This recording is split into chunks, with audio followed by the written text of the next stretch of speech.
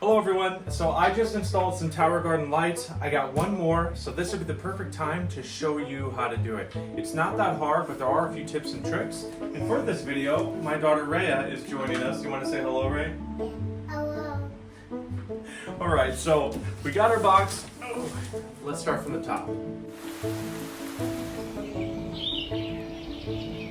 Alright, so first, let's do an unboxing. There it is. You did help. Thanks for your help. So the first thing you're going to do is pull out these cup holder looking things to reveal the lighting unit. And what we're going to do is pull this sucker right out. Watch out, Ray. Can you move over, please? And you're just going to set this right on the ground. So just this lighting unit, it's like 31 inches high.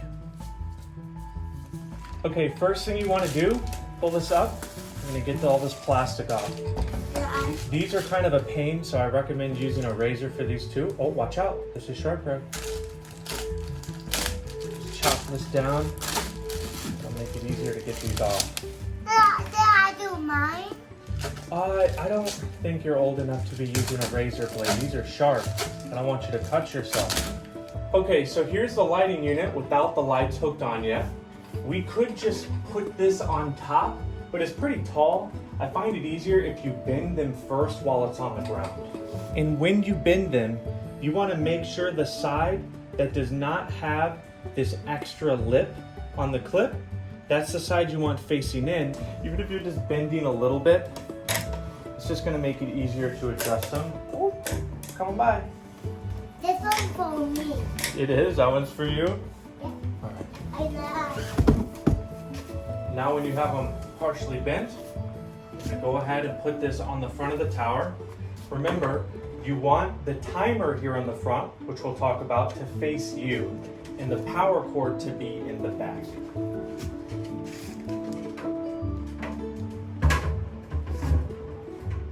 All right, so now what we're gonna do is pull out the lights from the box and attach them to each one of these rods.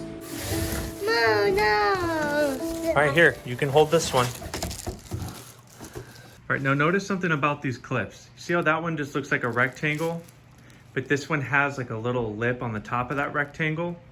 Okay, this is the side that needs to face inward, and that's going to correlate with the side of the clip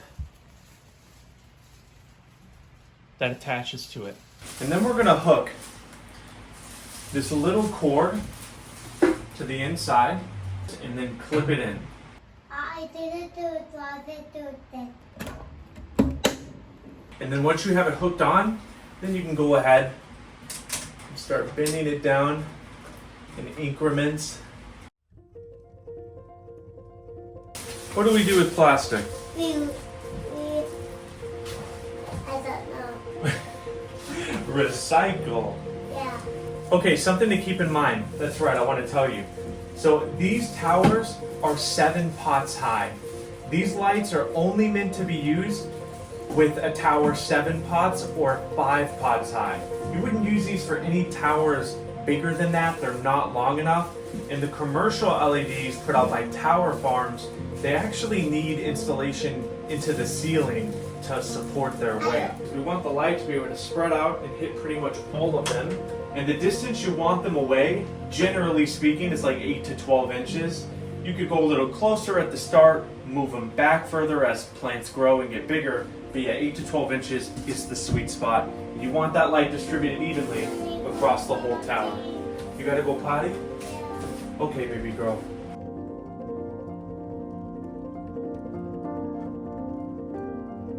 All right, the other thing that comes with each of these lights is this power cord, I'm not sure what you'd call it, like a container. So this thing splits apart. And what this is for is the power cord. So you can slide the power cord in there all the way down and you'll clip it back on. And what that's gonna do is just allow you to sort of adjust the power cord a bit. So let's say, for example, I wanted to pin it on this wall and it has stickies on the back. So you could just peel those off and just pin it right there. It's just a way to help get the cord out of the way, right? So those are useful, and that comes with every single one of these. All right, so these timers, you're gonna want to adjust so they are 16 hours on and 8 hours off. I've gone as high as like 17 hours on and 7 off, but that's the general range that will mimic what plants are used to, gives them time to rest as well at night before the lights come on. Okay, so you want to bring the camera closer to this? So these little clips, when you flick them up, it's telling it wants the light to be on. When you flick them down, that means it will be off. So as you can see, they're all flicked in, so no hours are on throughout the day. And to set this, you would actually turn it to the time of day that it is. So if we're at like 5 o'clock, or that says 5 a.m., so we want to go to like 5 p.m. Don't touch, baby. Don't touch those lights. So it's like 5 p.m. right now. There's the real time, 5 p.m. Now what I'm gonna do is come down to the hours I want it on, which is going to be from about 8 a.m. right there. So I'm gonna flick all those on. And I want it to shut off at around midnight or so. Midnight 1. So it's gonna be on like 16, 17 hours and off 8. And this little button right here, when it's flicked to this, that means it's always on. When you flick to the other, that means it's going to put it to this clock. And that's the little clock symbol. So right now I just want it on, but I'll adjust all those and that'll be ready to go. All right, Red, come here. You want to say goodbye? Say goodbye. Thanks for watching. Come here. All right. Say goodbye. Bye. Say thanks for watching. Thank you for watching. And one more. Say subscribe if you liked it. Bye for creating. Yes, if this video helped you, please subscribe, like the video. Thank you so much. And How good is I am? all right, you ready to eat something, huh? She's got to go. All right. Thank you guys. Bye.